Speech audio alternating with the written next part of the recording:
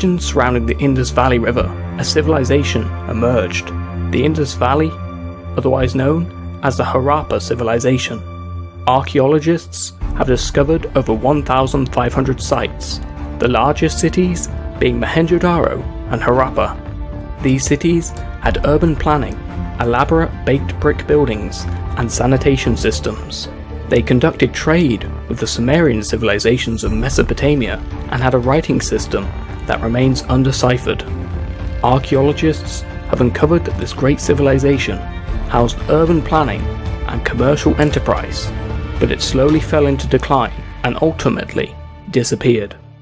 After the Indus Valley cities were abandoned, there was a migration of Indo-Aryans into the Indian subcontinent.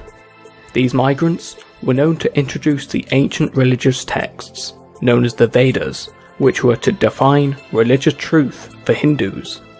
The Vedic period flourished from 1500 BC to 500 BC. It was also around this time that the caste system was developed.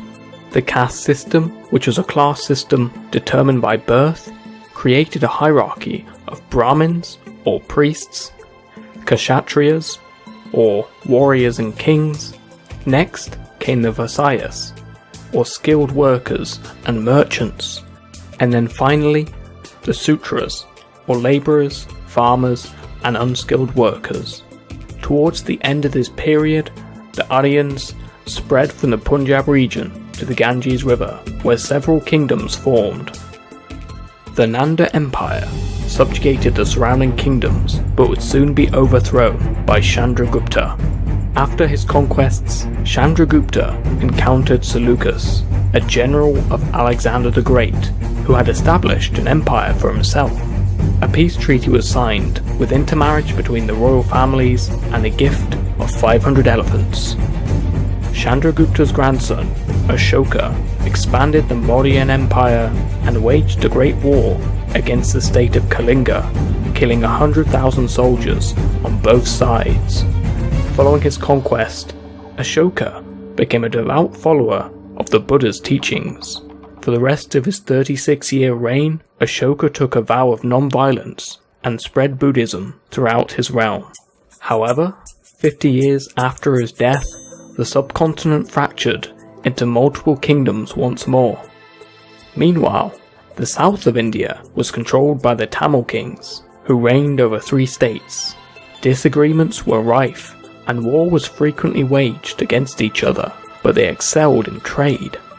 It was between the 4th and 5th century AD that India was widely acknowledged to have entered a golden age. With the rise of the Gupta Empire, a period of invention and discovery in science, technology, engineering, mathematics, astronomy, art and literature was born. All these fields saw an explosion of understanding and knowledge and set the marker for the world to follow. It is also believed the game chess was invented in this period. Following the collapse of the Gupta Empire, there followed centuries of multiple kingdoms and dynasties that rose and ultimately fell. However, in the 10th century, King Raja Aja was successful in uniting the southern kingdoms under one leadership. The Chola Empire, under this king, expanded further and built one of the largest Hindu temples within India dedicated to the god Shiva. This empire, with a centralized government, created unique architecture and boasted naval skills that spread their influence throughout Southeast Asia. It was in the 11th century that the Ghaznavids of Turkic Mamluk origin overran the North Indian plains, using swift horse cavalry and vast armies united by ethnicity and religion.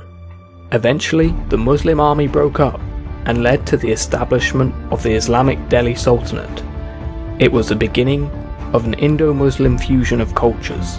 The Sultanate was to control much of northern India and would make incursions into South India, and they successfully repelled the Mongol invasions. However, internal instability and Hindu reconquest resulted in the decline of the Sultanate, and new Muslim sultanates splintered from the empire. India and the Roman Empire had liaised with each other since as early as 30 BC. This connection was mainly through merchants and trade. However, with the collapse of the Roman Empire, contact between India and Europe was all but lost.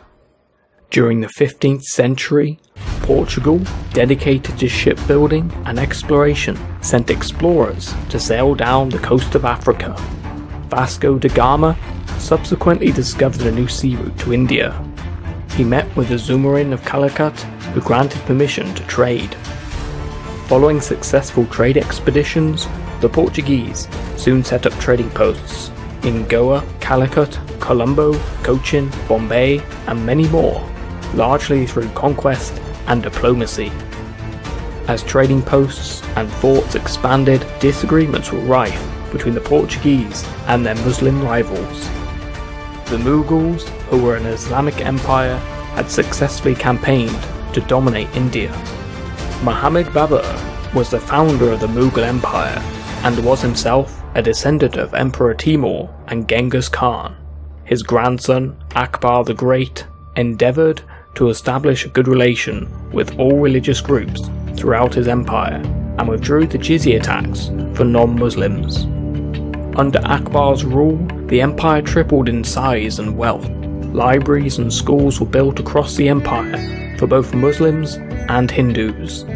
He appreciated the arts and culture and cultivated them throughout his empire, ushering in the Mughal style of architecture, which combined elements of Islamic, Persian, and Hindu design. The reign of Shah Jahan was the golden age of Mughal architecture.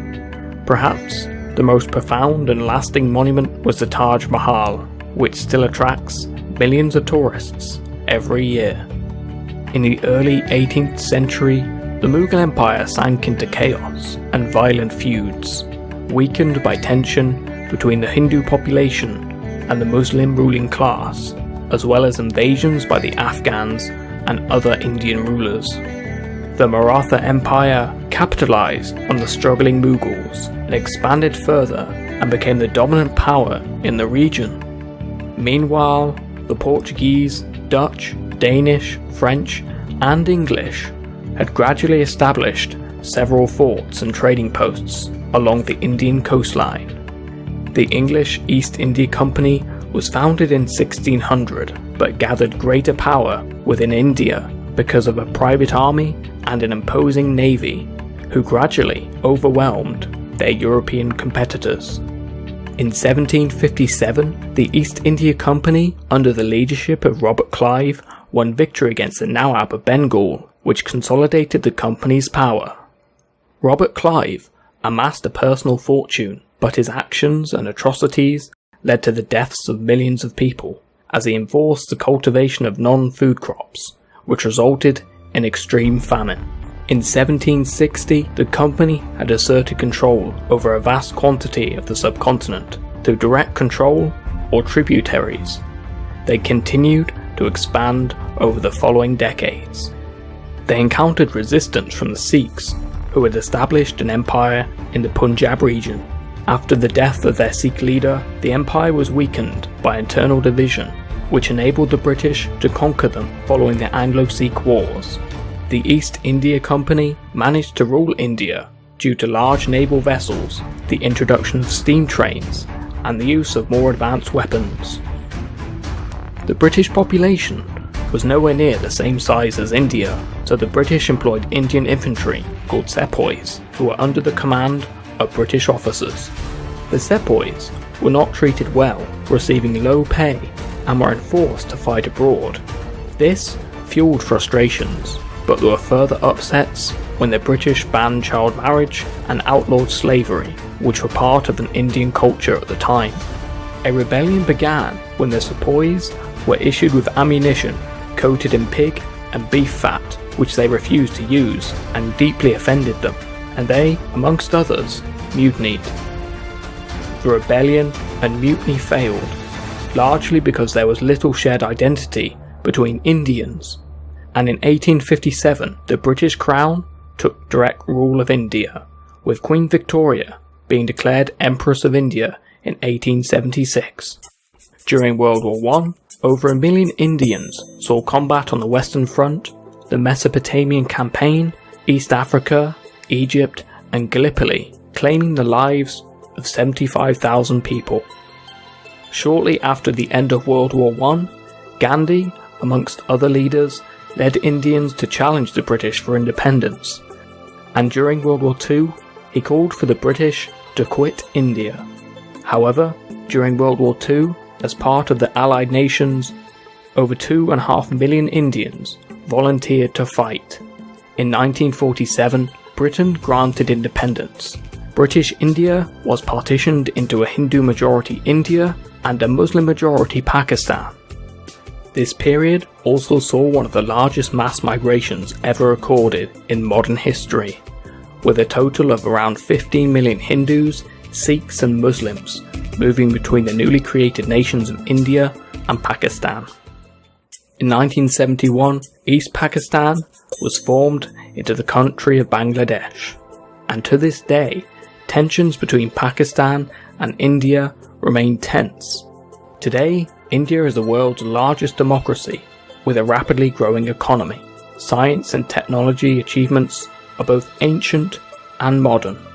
The Indian Space Research Organisation are currently sending missions to the moon and beyond, and are arguably one of the best countries in space exploration. The Indian film industry of Bollywood is one of the world's largest. Cricket has long been a passion for many Indians. India is also the birthplace of Hinduism, and many follow its practices throughout the world. India today and throughout history has a varied past. It is the 7th largest